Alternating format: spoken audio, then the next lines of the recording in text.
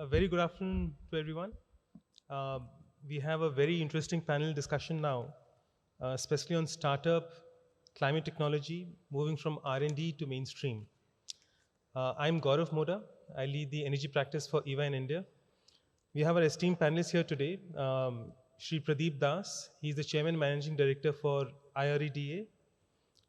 Klaus Ohlig, CTO and member of the management board for ThyssenKrupp Nucera, which focuses on hydrogen electrolysis technology. Bjorn Vigeri, head of innovation accelerator, doing some very high-end work in Total Energies.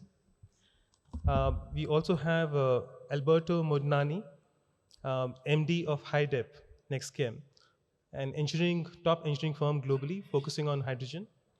And we have Afina Ashfaq, leading from SED Fund. Nice to meet all of you. So the conversation we're going to have today is there is a lot of investment that goes into startups and motivating them, building them, growing them, but not enough of them scale up, or not enough of our proof of concepts, pilots scale up to much larger space. And what we have seen as EY, particularly in the last 1 to 2 years with our clients, is that now most clients are demanding that we move to the next level of digital and AI investments, where there are three big changes happening. Change one is POC, proof of concept, is no longer enough. Clients want scale. How do we scale at a massive national global level for using AI? Second, clients are looking to also integrate the base platforms, not just try and buy piecemeal for different departments, different geographies, but how do we build base strong platforms at an organization-wide level? And third, Gen AI, particularly beyond AI, is now almost democratizing how AI is being used, not just by people who code it, but also people who just understand English. And these three big trends, which are being demanded by clients in the market, are driving the panelists and us to ask more from our startup ecosystem on how do we scale these things happen. In that context, we'll start with Pradeep ji, you. You're at the forefront of financing, funding all the major startup ecosystem in the country in renewables and beyond. Help us understand how IREDA is making that happen at a country level. Yeah, very good afternoon to you all, and thanks for the organizer for giving me opportunity and to represent IREDA and talk about the renewable. See, our domain is mandate and domain is restricted to only renewable, not to other area. And as our name of the ministry is Ministry of New and Renewable Energy, when you add the word new, so the question of startups essentially comes up there. And if you look at our portfolio in last 38 years, we have financed more than 1.82 lakh crores, in which almost 80% of the developers coming from private sector, and 25% of our portfolio you'll find completely coming from new and emerging, where essentially the startups work. If renewable, I can segregate into two categories. One is plain vanilla RE, that is wind, solar, hydro, and other one is new and emerging RE, that is your e-mobility, storage, both kind, base and pump storage, ethanol, CBG, green hydrogen and its derivatives, offshore winds. These are all the new and emerging in India, where huge amount of startups are working. Almost 60 to 70% of the startups are working in climate related activities, but hardly 10 to 15% gets debt financing. Now, as a lender, unless you understand the nuances of the sector and capture the entire risk, and then take fair amount of risk mitigation plan in place, till such time not only me, any lender will not come forward, historically, globally. But we have been doing this since 38 years, which is plain vanilla RE now. These were also emerging and challenging RE 20, 25 years back. And we have been doing that. And as I said, we have financed more than 1.82 lakhs crores in last 38 years. Despite handling this new and emerging one, despite being in private sector, our cumulative write-off is 0.08%. So that means startups or the innovators, if they work in a perfect ecosystem where your policymaker, regulator, developer, and the lender work in a cohesive and balanced approach, then qualitative asset can be built in the country. And when you talk about startup, it is innovation, new, something R&D related one.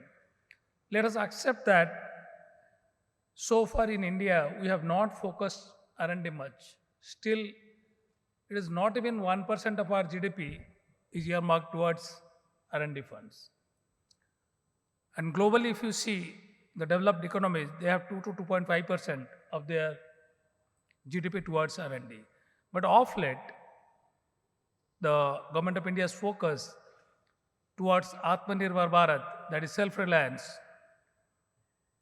we are now shifting our approach to Make in India, in which these startups are going to play a very key role. And in IREDA, when we do the new and emerging one, we do a huge amount of brainstorming, and we also handhold the global level knowledge partners with us, and we keep on engaging ourselves with the developers from concept to commissioning stage, as well as post commissioning till the date is sorted out. And I think on And that note, Pradeepji, it'll be useful to get a view, like you said, tying up with the global majors to scale this up. If you can just take a quick view from Klaus on this. Klaus, as ThyssenKrupp Nucera, you hold the technology for electrolysis. You are further enhancing it with R&D to make it more cost competitive, lucrative.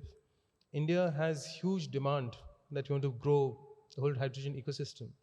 If you can shed some light on how ThyssenKrupp Nucera can really make a difference in the Indian ecosystem, and then we'll come to the startups as well. Okay. Yeah, thank you very much, and also good afternoon from Thank my you, end. Yeah, I think maybe to give you a little bit of background before I answer your question directly, ThyssenKrupp Nucera has installed or is installing in total 3.3 gigawatt of electrolyzer capacity on a global level. That's a quite huge capacity. So along with the startup of those units, we will also gather and gain a lot of insight into how electrolyzers operate on a very large scale. And I just wanted to give you this background to understand how we would approach the Indian market. So first of all, I think with all the data that we get from there, and also referring back to what you initially said with respect to AI, we will certainly use a lot of AI, machine learning and so on, but you definitely need all the data. So that's important to get from those plants in operation. And from there on, we will certainly continue to refine our technology, and maybe in a future question, we will also get to what other technologies could be developed. So technology development continues to happen, but specifically looking on the Indian market, there are two things from my perspective which are important. First of all, you need a solid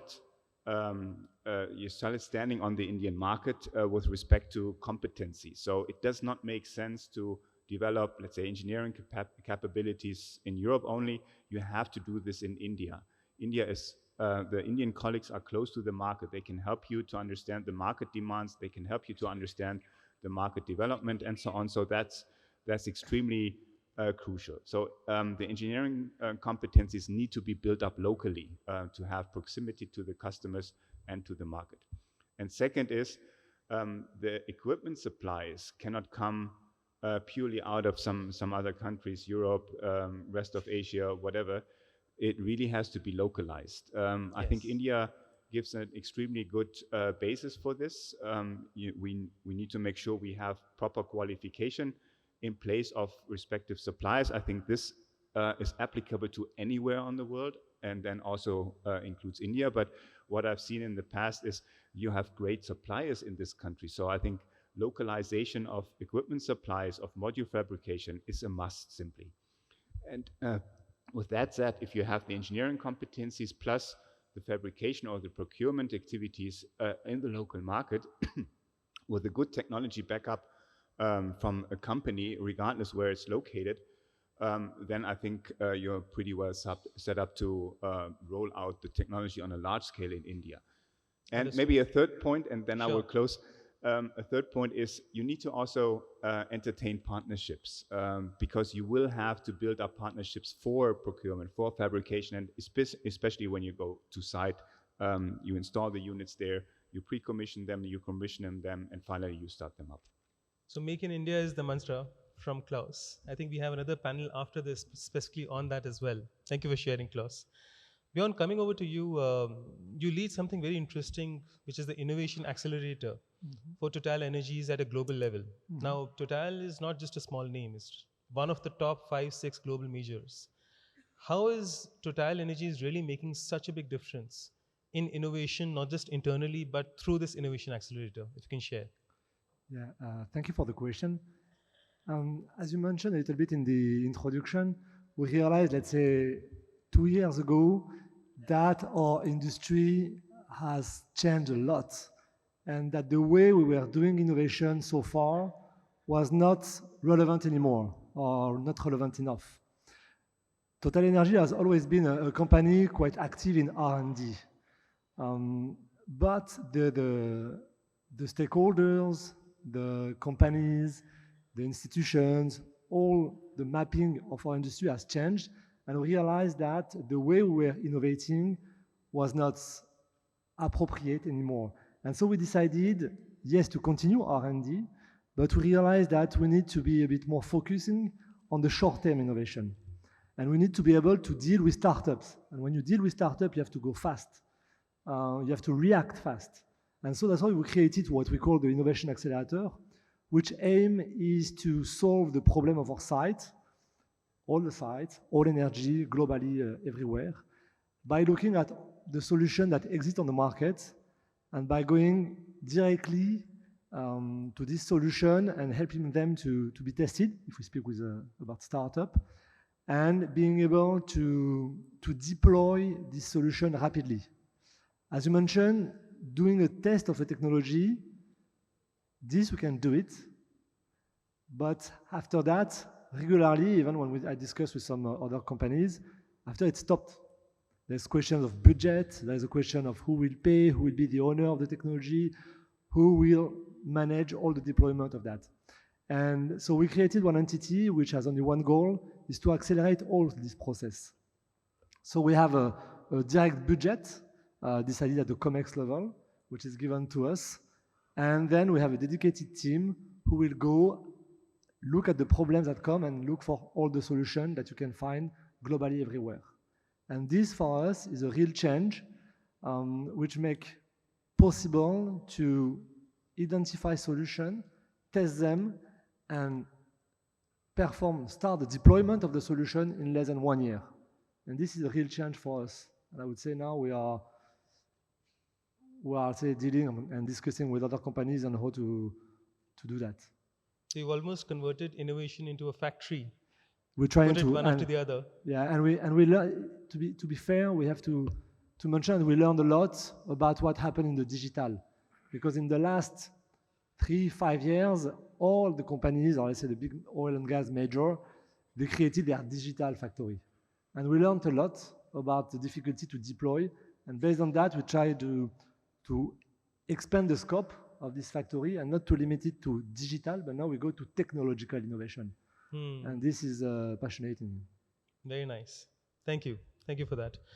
Alberto, coming over to you, as one of the global top firms, engineering firms, particularly for building hydrogen plants. I mean, while the equipment cost will be what it will be, the conversion cost will be what it will be.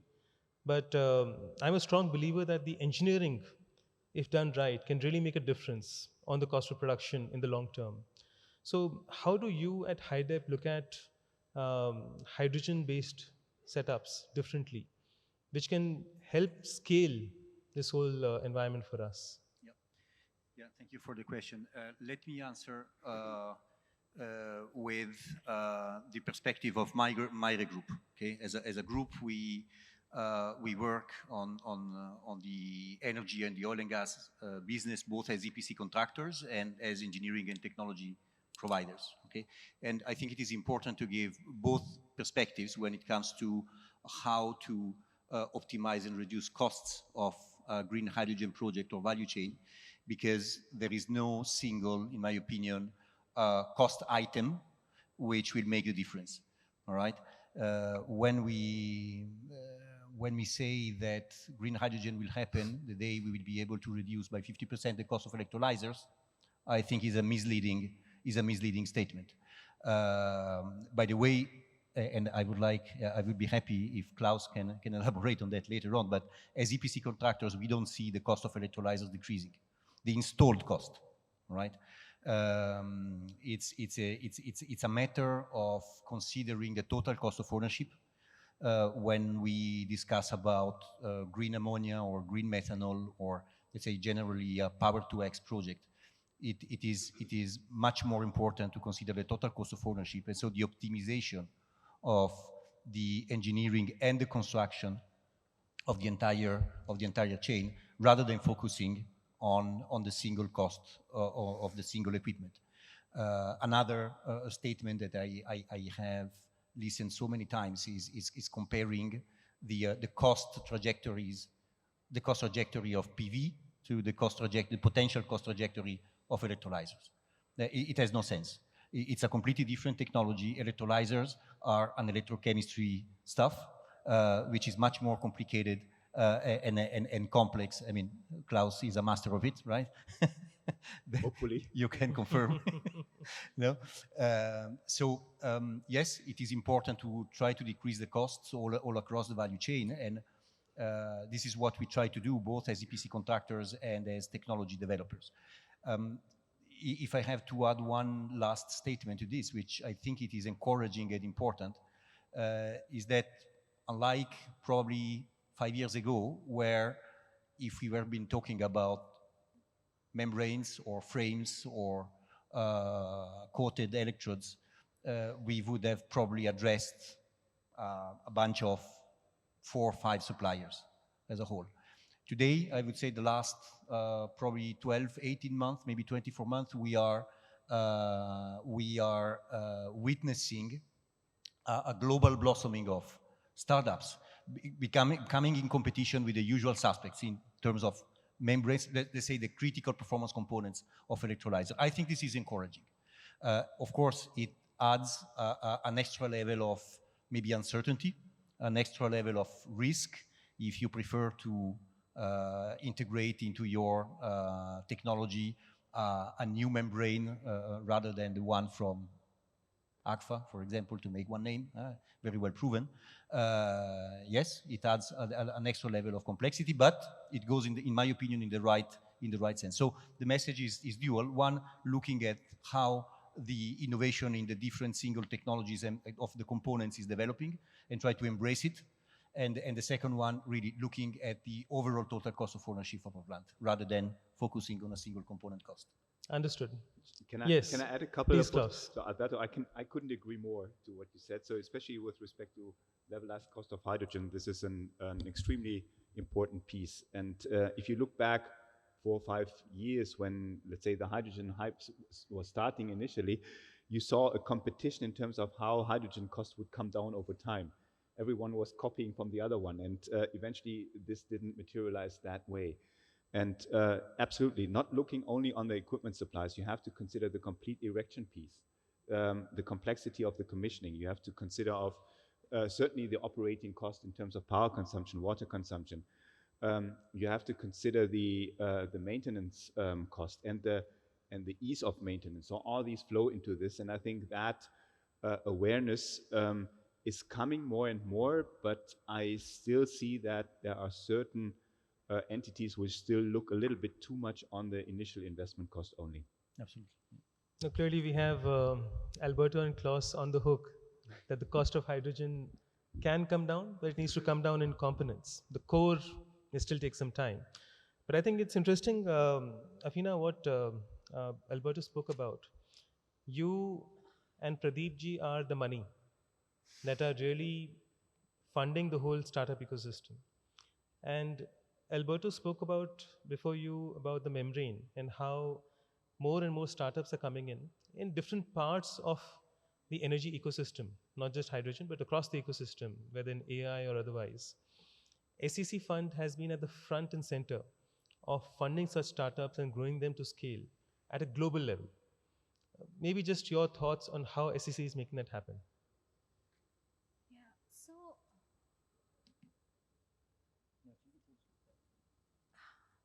hi, thank you so much for the question. So, if we talk about India, look, it's not a hidden fact. We all are aware that it's a breeding ground of talent, right? There's a huge amount of science, engineering, and innovation incubation happening here, right? And the solutions which are being developed here are not just relevant to India. These are relevant to solving some of the biggest global, developmental as well as climate challenges. So where the problem is, right? So there's no lack of ideas, right? But then bringing those concept to a lab stage, and then from lab to market, and then market to scale. I think those are the steps where we need to work on, and that's where the barriers are. And this is where I can see where SED plays a huge role. So SED stands for Sustainability, Equity, and Diversity Fund. Just to be clear, it's SED. What we do is that we support new and innovative ideas, organizations, which then further take a solutions-oriented approach towards energy transition. And we do so by following a venture philanthropy model. So we use philanthropic funds to de-risk startups, de-risk innovation, because those are the early time when nobody wants to put in money. Those are the riskiest form of money. And then help them in their scale-up journey going forward. So we support startups on innovation on all levels. So say from incubating an organization like GH3 to support the green hydrogen manufacturing capacity of India, to even sometimes supporting organizations more on hands-on industry level where the market-ready technology is there, but how they're not able to connect to the market, they're not able to connect to the further capital, right? So exactly to the theme of the panel. And that's where we come in and we support them on that level as well. Maybe I can take some of the examples of our support, which can just give you a little bit more of a picture of what we do. So we're supporting IIT Madras and Indus DC, and they have some market-ready solutions. So we are trying to help them, pilot them, launch them on an industrial level for scale. What they're doing is, right now, our technical assistant program basically is supporting them for their industrial heat pumps to scale the output to from 120 to further thresholds, to even 130 and 140 degrees Celsius. And currently, if you notice in the market, not even 100 degrees Celsius is available, right? So imagine if this technology, once successful, it will reduce the cost of this by 1/3 of what we are importing right now from other countries. That's huge. And yeah, that's huge, right? So like supporting them on that level. And not only that, it will help with the domestic supply chain, right? So that's another point to be noted. Another example is we're supporting Rocky Mountain Institute's accelerator called D3. And this platform is an innovative platform where they are using philanthropic funds to identify, support, and then scale startups, mostly on heavy industry side, because we know the emissions which are coming from that side. And this is exactly the point where they're doing everything they have to do to bring them from TRL 3 to 4 level to reach TRL 8 to 9, and then further scale, especially supporting with them the last mile of capital. I can take many more examples, but let me just say one or two more examples. One ecosystem level example is our support to a boutique consulting firm called Zinteo, where they are supporting hydrogen startups on an entire ecosystem level. And this is where I think Mr. Das will probably be happy also, is that what we are seeing now is that we were supporting this platform for a couple of years now. And now even other sources of funding are trickling in. They're getting support even from Department of Science and Technology. And this is beautiful, right? Because this is how you see an example of blending, right?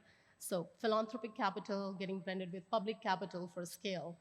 So again, we want more and more of these things to happen. So we're supporting such platform.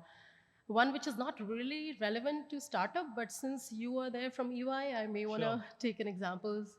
So we're supporting, we actually worked with EY to come up with around 1,000 shovel-ready projects in RE, which are just there, they're stuck, they're not getting financing.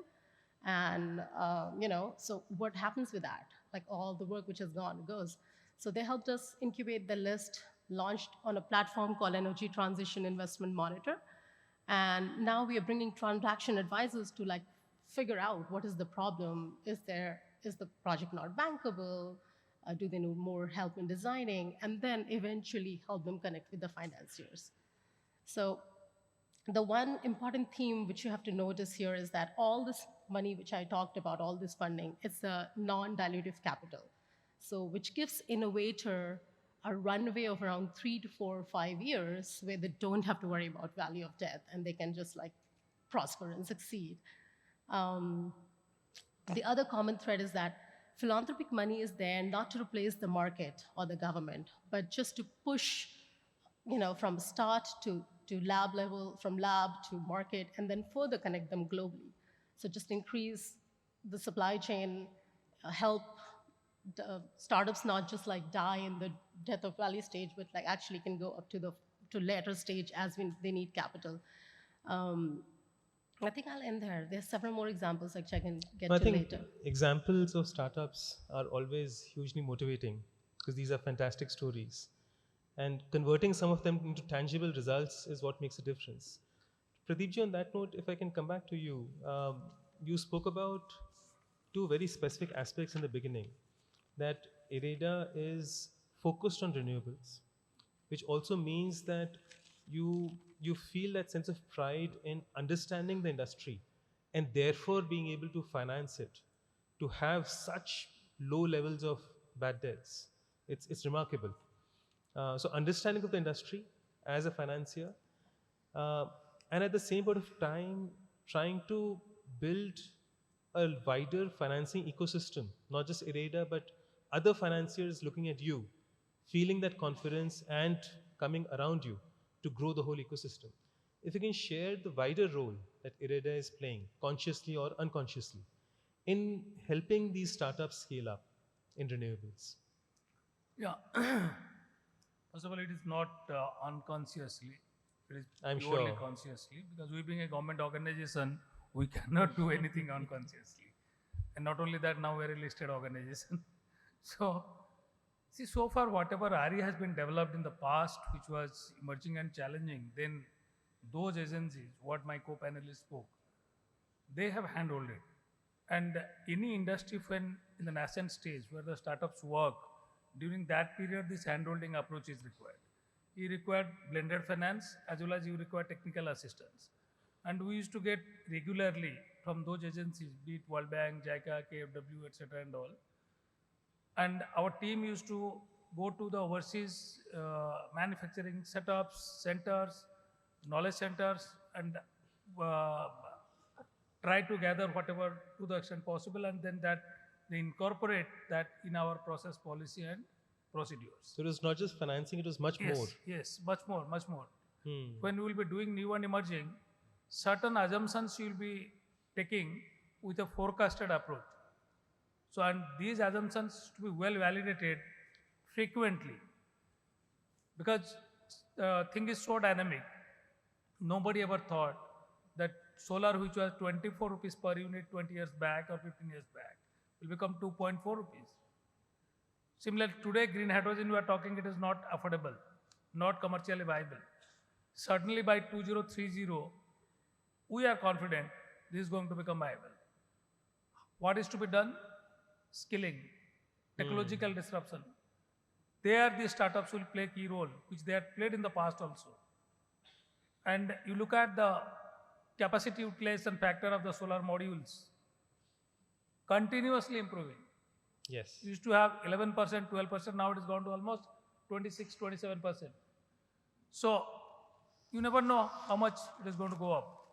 So again, I'm coming back to the new and emerging right now, which bigger focus of government of India is there, that is green hydrogen and its derivative. Already government has earmarked 19,744 crores for that to support. Some portion R&D, some portion through PLI. Now, this kind of support is handholding, which I used the word in the beginning, because the sector is in the nascent stage, industry in the nascent stage. And as I said in the beginning, RE in the country has been developed by private sectors. Almost 80% developers are private sectors. The remaining 20%, that is again public sector entities. They work like private sectors. They compete with private sectors. So therefore, and no private sector invests unless there is sustainable ROI. Yes. Sustainable ROI. And when I am saying that we have done in 38 years 1,82,000 crore and cumulative write-up is 0.08, that means sustainable ROI we have already proven. And we being the largest green financer in the country, our data points, our facts and figures can become benchmark for the industry to capture and follow and do the PA. And more R&D, more and more data, proper database that will help you and enable you to take the Gen AI benefit. You cannot simply use AI if you are not having a structured data. First you should have a data, then you have a structured data, then you should translate that data into information, then only your AI will work, otherwise not. Absolutely. So in the entire ecosystem, in the every space, the startup can work and contribute. And you look at the electricity sector in India, let us be very honest. Till the RDSS, the revamping the distribution system was made, which probably it will take another couple of years, that all the meters in India will be completely smart meters. Yes.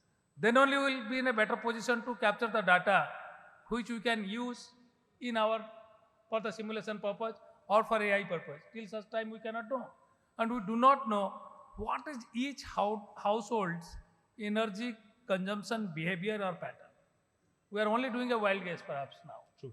So entire energy system, when that smart metering and your distribution system, entire thing will be connected to full automated mode, then monitoring can happen.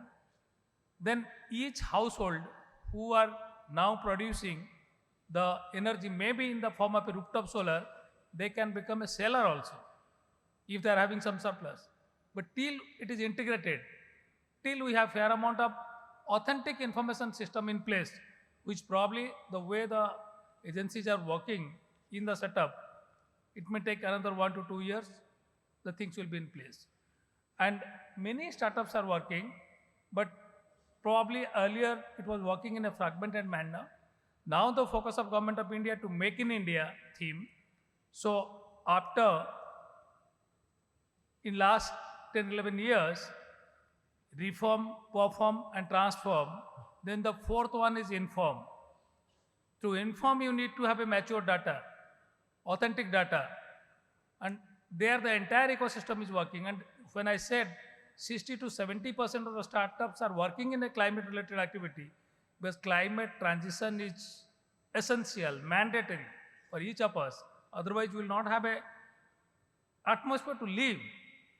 And since historically renewable has been given a data point that it is giving a sustainable ROI, so therefore in the time to come, this kind of confidence is going to push further to work more faster, more aggressively by the developer, by the lender, by the policymaker, by the regulator also. Regulator also plays a very key role. So everyone needs to come together. Yeah. I think on that, if I can ask Klaus, you to respond and react to that. Pradeep ji spoke about how the government and how IREDA is helping bring the startups together to scale up for Make in India. And you especially spoke about the fact that when you, as ThyssenKrupp Nucera, look at India from a global level, you want to have local competence and skills. You want to have equipment suppliers locally to bring the overall cost of ownership down. How does ThyssenKrupp Nucera look at the Indian ecosystem? If you can share some examples on what should startups in our audience look for to tie up with ThyssenKrupp Nucera and really make this happen on the ground. Yeah, I think it's a question which applies on a global level. So you can't answer that for India only because Sure. I think this is mostly I think innovation driven, technology driven, and regardless of where you look, I think generally or mostly startups have a very good link into academia anyway because this is usually where they originate from. So from that perspective, I think the close proximity to academia is given from the very start. Linking it into let's say larger companies because as Alberto said earlier, electrolyzers are a very complex issue. They're really a complex plant, much more complex than photovoltaic and wind systems, for example. And that means you have to bring along, or you have to learn the complexity of engineering, which is behind just building technology. And that's, I think, where the startups with their innovative ideas and companies like TK Nucera can fit very nicely together to make that work properly. So on the one hand side, the really good innovative ideas, and on the other hand side, the engineering know-how and the execution know-how that such companies have on a global level. Interesting. Also including their certainly global setup, which a startup usually doesn't have. Yes. Alberto, if I can ask you to share a little more on what Klaus spoke about, and then I want to come back to you beyond. Klaus spoke about how these startups can bring in those new ideas, but integrating them into the design engineering to actually make that system happen, system of systems happen, is where the magic really works. So tell us a little bit more about how you make this magic happen tangibly to get the startups integrated. Because otherwise the startups are coming in and pitching and not being part of the system. Yeah. Yes, I will take it from what Klaus was saying and giving you some concrete examples because we, particularly on our technology development side of the business, we normally work with small companies and startups that we either acquire or integrate in our in the development of our licenses, whether it is about gasification or methanol or ammonia or hydrogen and other things. There are, I would say, 2 or 3 concrete examples where there are gaps, in my opinion, that has to be overcome. One is, I mean, very soft matter, but it is the knowledge management. When you deal with startups, very often the 99% of the knowledge is inside the brain of 1 or 2 persons inside the organization. You want to make this accessible and sustainable in the future, because those persons might be there today and might not be there tomorrow, right? Yes. And if you enter this business with a corporate approach, you draft maybe 10 years industrial development plans, right? So you need this competence to be made available first. So you have to prepare that. And if you, as a startup, you want to be attractive for a big corporate, make sure that you can show and demonstrate that the real know-how of your startup and company can be made available. That's the first one. The second, I would say there is it's like a marriage, you know. When Klaus was talking about working together in partnership, small startups with big corporations, it doesn't happen overnight. I think that there is a mutual learning of the way of working, because we speak different languages. We use procedures; they are not. As simple as that, right? And if you want to scale up, if you want to grow as a startup, at a certain moment you need to make this switch. And then a third example, I would say, which is very important for enabling the startups to move into a scale-up mode. It doesn't depend on them. Those poor startups, they already have enough issues with their ideas and technologies. But there is a whole of an infrastructure out there that must be made available to them. In certain countries, it is. In others, it is not. You want to test facility. Think about testing facilities for electrolyzers.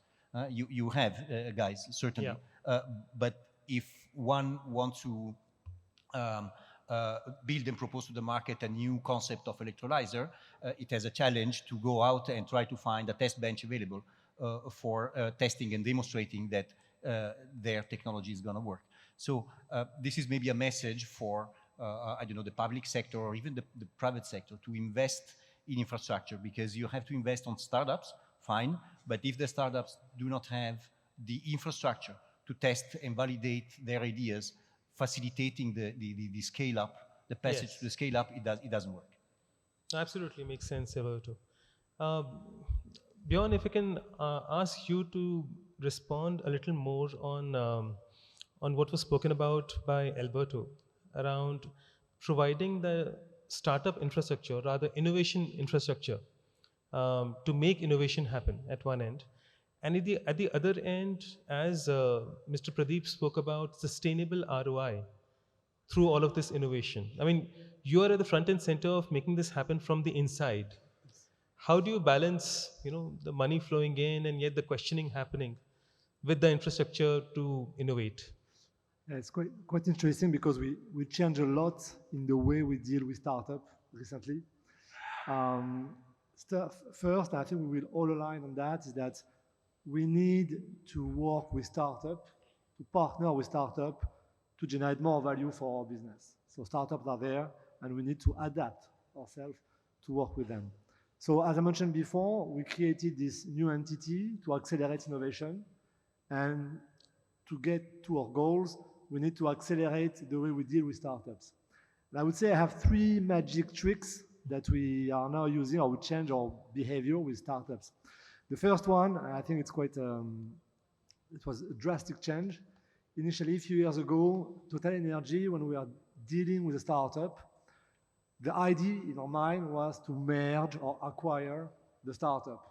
Is it a good one? So let's finance it and get it. And in fact, doing that, we were working or purchasing, whatever, few startups. And so we are not using a lot of startup competencies. And now our mindset has changed, and now our objective is not to acquire a startup. Our objective now is to partner with a startup. So really, our objective is to be able to benefit from the solution, from the innovation that is provided by the startup. And when you change this mindset, you're just trying to help the startup to exist, to grow, and to have a reliable solution. So this is the first thing we change, and now we move from working with few startups to several dozens of startups that we are engaged with. Second, and I think you mentioned it a little bit, Alberto, is that we need to give a playground to the startups. If we don't give them a playground, they cannot prove, they cannot develop the technologies. So now our executive committee has committed itself to be able to provide a real playground site, to open our operational sites to the startup for them to be able to try what they are proposing, and so we can benefit on the long term on it. And the third one, it can appear very simple to say it, but this created a big change for us. A company like Total Energy, I'm sure we are not the only one, we have a lot of processes. And when you deal with contracts, it's quite heavy. Sometimes it's very heavy. And when you discover a new solution with a startup and you want to contract with the startup, if you do it on the traditional way, it will take several months. 5, 6, 7 months. You can simply start with an NDA. It can take you 3 months. Exactly. Just to sign an NDA. Just for the NDA. And so now what we have changed, because we realize that we cannot contract with a startup the same way that we contract with a massive contractor, traditional contractors. And so we manage and we fought for that, but now we have the liberty to contract by ourselves with a small entity dedicated for, let's say, startups. And now in less than 1 month and a half, we have a real contract with the startup. We are not forced to do a call for tender, which makes no sense when you have one startup that has its own solution that doesn't exist anywhere. And so this is a third magic trick, I would say, that is very important to implement, that you can only do if you have the right to do it from your management. And this helps us to work now with dozens and dozens of startups and to benefit from it. Very nice. So the thought process is to partner, Yes. not impose. Let them be nimble and yet work with them. I don't try to possess them. Afina, if you can seek your closing thoughts on how SecFund looks at these startups scaling up. What are those 1 or 2 key elements that you see that helps these startups scale up in your experience?